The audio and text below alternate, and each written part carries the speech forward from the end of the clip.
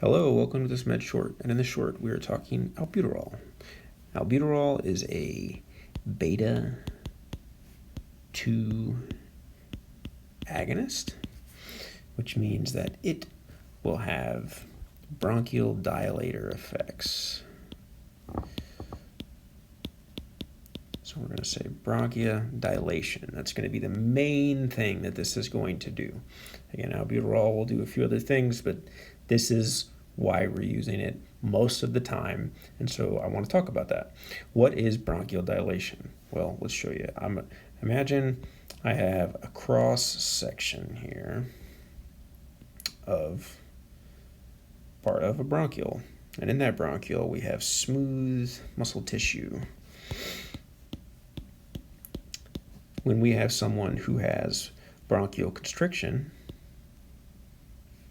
that smooth muscle tissue is very swollen and constricted, and so that causes less real estate for air from the environment that we are inhaling to reach the alveolar space.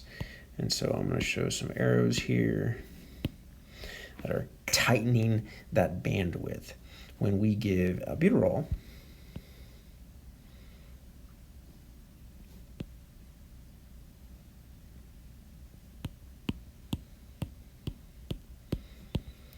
we're going to open up that space,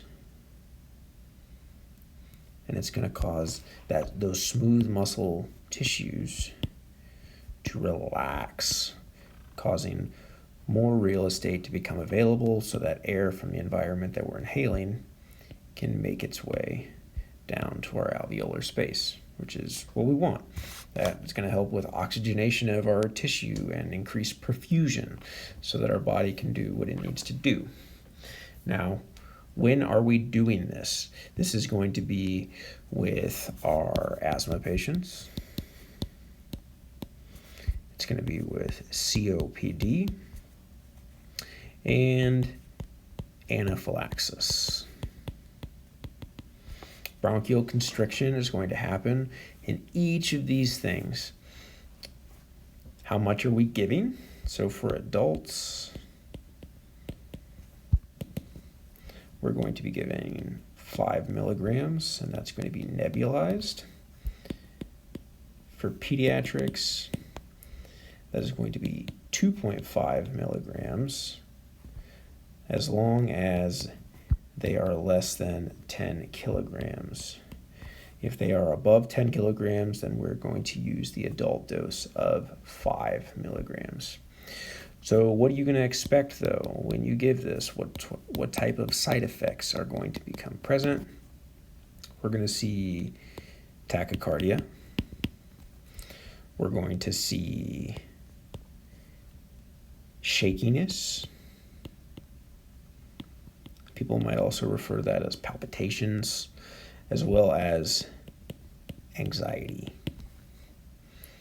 Now, just because you're giving someone albuterol does not mean that these things will happen, but they can be seen for sure, particularly that tachycardia. When you encounter that patient who has been taking serial albuterol treatments, just one after another, back to back, there's a good chance their resting heart rate is going to be fairly tachycardic, and they're going to feel anxious and feel very shaky. And that is normal with what they've been doing.